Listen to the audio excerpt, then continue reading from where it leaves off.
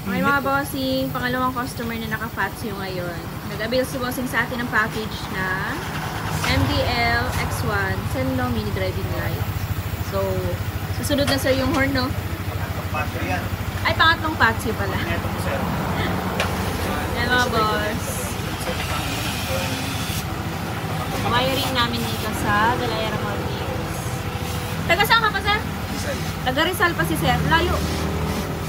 Tumayo siya dito sa Galaera Moto Gears para makapagpa-install sa atin ng MDL. Nice. Thank you, sir.